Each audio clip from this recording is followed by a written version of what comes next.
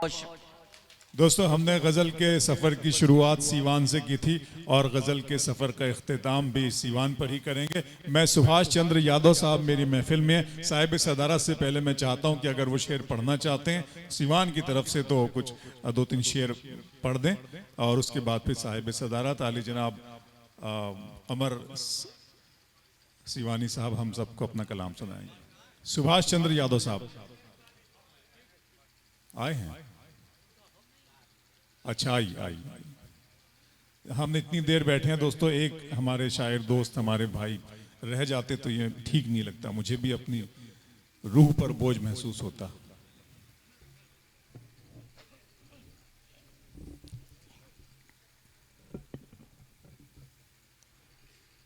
दोस्तों, हम सिर्फ 10 मिनट चाहते हैं आपसे, फिर इंशाल्लाह मुलाकात होगी।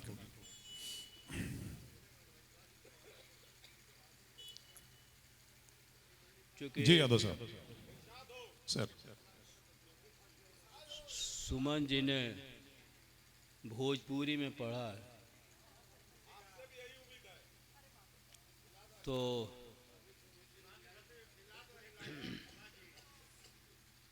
तब सुनी हमार देखी ओने देखी सुनी हमार भाई इब्रार जी जनाब के रूप देखी सिंगार देखी ले,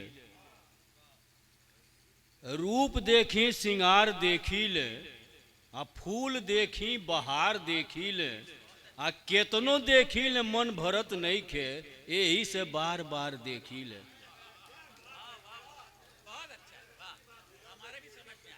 क्या कहने। अच्छा तो एक दूसरा देख लीजिए के रूप देखी सिंगार का देखी, रूप देखी सिंगार का देखी, आ फूल देखी बहार का देखी, आ कबही आपन हम देख पौली ना, तू ही बोला तुहार का देखी। क्या बात। कबही आपन तो देख पौली ना, तू ही बोला तुहार का देखी। आँखिया उहे बा बाकिर उधार नहीं खे, आँखिया उहे बा बाकिर उधार नहीं खे, कजरा उहे बा बाकिर कटार नहीं खे, आ ये समैया की धारा में सब बह गईल, दोष में हमारा तुहार नहीं खे। हाय हाय। ये समैया की धारा में सब बह गईल। तरन्नुम में अच्छी माई वाला फूलो माई को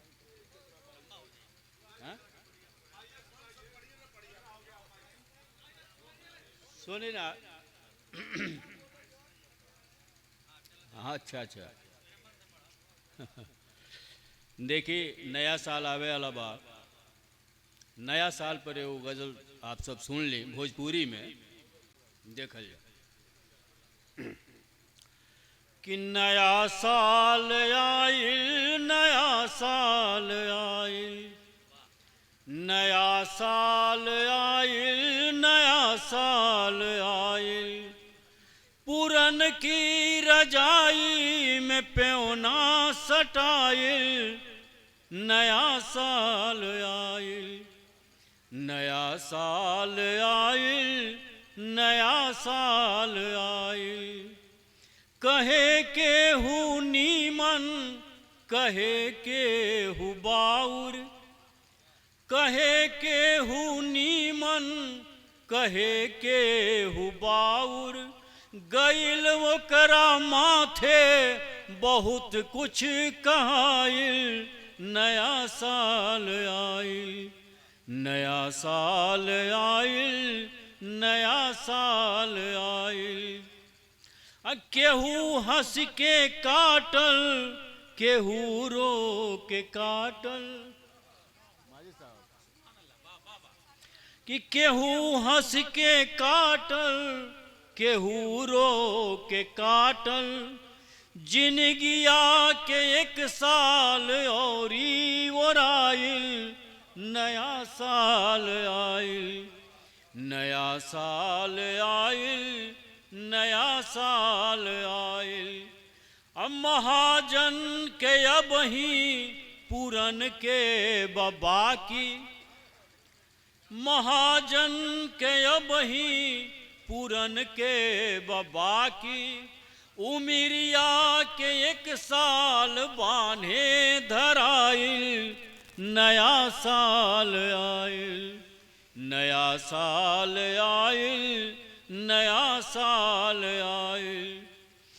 कैलेंडर नियर जिंदगी आदमी के, कैलेंडर नियर जिंदगी आदमी के, पुरन का उतरनी तनौ का टंगाइल, नया साल आइल, नया साल आइल, नया साल आइल।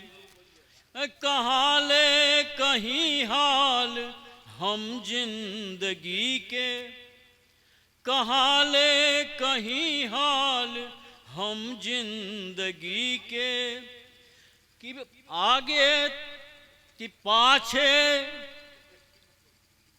कहाँ ले कहीं हाल हम जिंदगी के, कि आगे उघारे बपाछे तो पाइल, हम नया साल आइल, नया साल आइल, नया साल आइल। अधूरे कथा रही गई जिंदगी के, अधूरे कथा रही गई जिंदगी के, न रउआ से सुनली न हमसे कहाइल, नया साल आइल, नया साल आइल, नया साल आइल। कई साथ जुटल कई साथ छूटल, कई साथ जुटल कई साथ छूटल, कि सजल मांग कितने कितने धोआइल, नया साल आइल, नया साल आइल, नया साल आइल। आखिरी कि कहाँ से शुरू बा कहाँ ले जाई, कहाँ से शुरू बा कहाँ ले जाई, न हम कुछ समझली न रउआ बुझाइल, नया साल आइल, नया साल आइल, नया। बहुत अच्छे दोस्तों, बहुत अच्छे।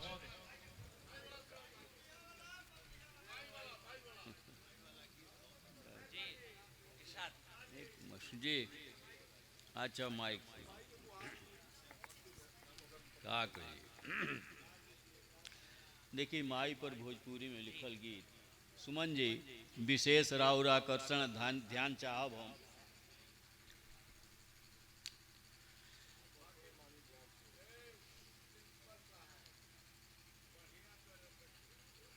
हम बढ़िया सुनाओ तो नहीं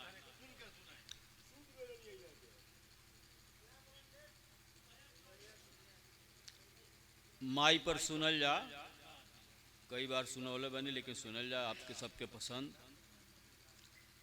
कि जग में माई बिना के हुए सहाय ना होई, जग में माई बिना के हुए सहाय ना होई, सहाय ना होई केहू केतनो दुलारी बाकी माई ना होई केहू, माई ना होई केहू, माई ना होई।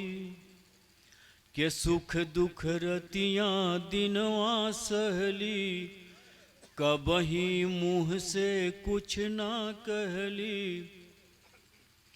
के सुख दुख रतियाँ दिनवा सहली, कबही मुँह से कुछ ना कहली।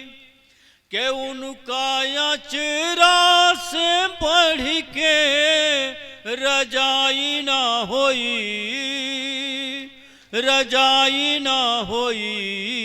केहू केतनो दुलारी बाकी माई ना होई, केहू माई ना होई, केहू माई ना होई।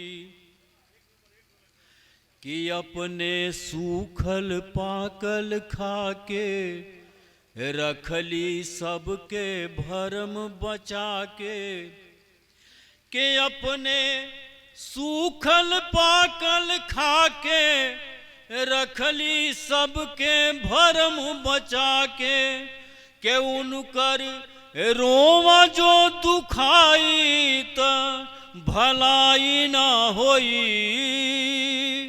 भलाई ना होई। केहू केतनो दुलारी बाकी माई ना होई, केहू माई ना होई, केहू माई ना होई। कि देवता देवी रोज मनावे हमरे खातिर रोवे गावे। कि देवता देवी रोज मनावे हमरे खातिर रोवे गावे। के उनका नेहिया से बढ़ के दवाई ना होई, दवाई ना होई। केहू केतनो दुलारी बाकी माई ना होई, केहू माई ना होई, केहू माई ना होई। के रुपया पैसा लाख कमैब सुंदर रंग महल बनवैब। के रुपया पैसा लाख कमैब सुंदर रंग महल बनवैब। के सुंदर रंग महल बनवैब रुपया पैसा लाख कमैब। के उनका सेवा से तो बढ़ के कमाई ना होई, कमाई ना होई। केहू केतनो दुलारी बाकी माई ना होई, केहू माई ना होई। के माई आखिर माई होली अमृत जैसन जेकर बोली। के माई आखिर माई होली अमृत जैसन जेकर बोली। के उनका बोलिया से मीठता मिठाई ना होई, मिठाई ना होई। केहू केतनो दुलारी बाकी माई ना होई, केहू माई ना होई।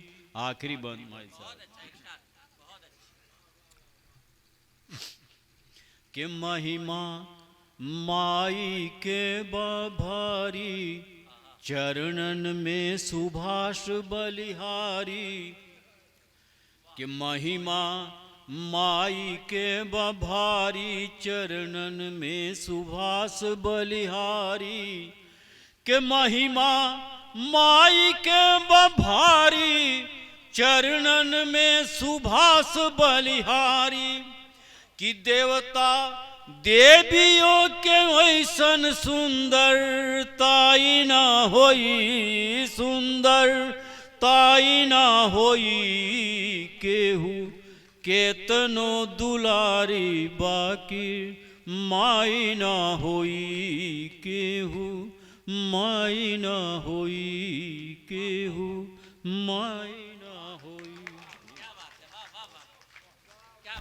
हेलो जी, बहुत शुक्रिया। सुभाष चंद्र यादव साहब, आपका शुक्रिया। आइए दोस्तों, मीर ने कहा था कि ले सांस भी आहिस्ता के नाजुक है बहुत काम, आफाक की इस कारगह शीशा गरी का। हम लोग अपने इस गज़ल के सफ़र को यहाँ तमाम कर रहे हैं।